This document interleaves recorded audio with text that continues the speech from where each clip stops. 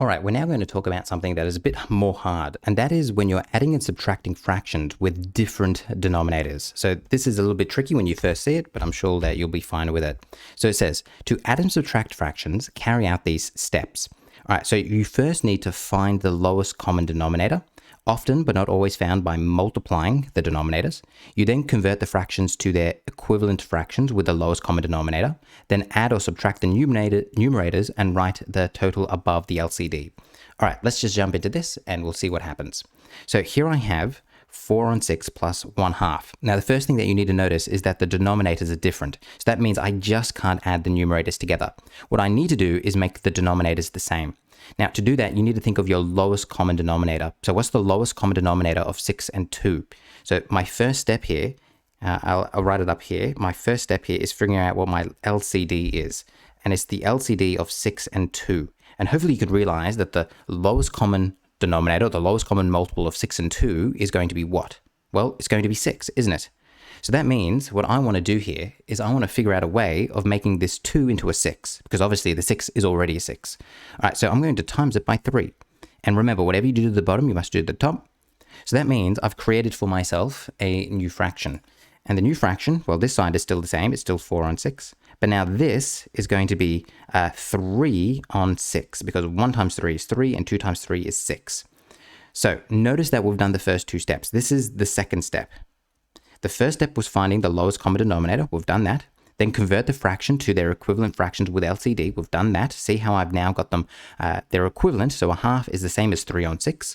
But now the reason why I've done that is because now my denominators are the same. I can simply add the numerators together. And that's my third step.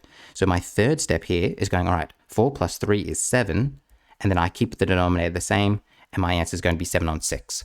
So those are your 3 steps to get your final answer. So let's just quickly review them before we move on to our next one. You first want to find the lowest common denominator. You then want to write them as equivalent fractions, and then you want to add or subtract the numerators together. All right, let's now jump into the next one, and you might like to pause it to see if you can do it yourself. All right, I'm not going to write down the instructions as I did before. We need to get used to just doing this kind of off the top of our heads. So here I've got 2 on 5 plus 1 on 15. Well, what I would want to do is I would want to make this 5 into a 15, because I know my lowest common denominator of 5 and 15 is 15. So that means I'm going to times this side by 3 and this side by 3. Now, when I do that, what I'm going to end up with is I'm going to end up with 6 on 15 plus 1 on 15, and that's going to leave me with 7 on 15. And just like that, I'm all done. So that is going to be my answer, 7 on 15. So take note that the first step is getting the denominators the same by creating equivalent fractions with the lowest common denominator. We're going to go through some more practice of this. You might like to pause the video to see if you can do this one.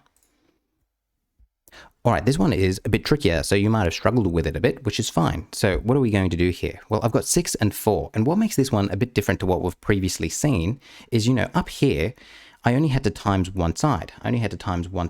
But now, if I've got 6 and 4, well, let's think for a second. What is my lowest common denominator of 6 and 4?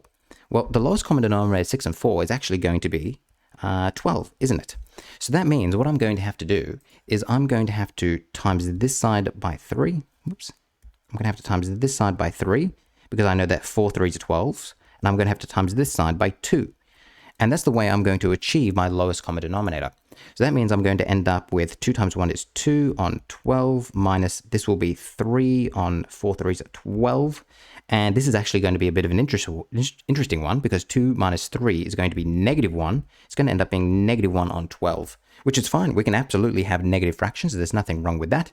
So hopefully that makes sense on how I approach that one. Our answer is going to be -1 on 12. All right, our last one here, you might like to pause it to see if you can do it yourself. All right, so I've got 1 on 4 plus 7 on 12. Well, this one, I just need to change this side, don't I? I just need to times this side by 3. And by timesing this side by 3, I'm going to end up with 3 on 12. And this side will be 7 on 12, which means I'm going to end up with 10 on 12 because I'm just adding those numerators together. But then you have to simplify this. Both of those numbers are divisible by 2. So if I divide the top bit by 2, I'll get 5. If I divide the bottom bit by 2, I'll get 6. So just to make that really clear, what I did there is I simplified, which you always must do. And I did that simply by dividing the top and bottom by 2 to get 5 on 6 as my final answer.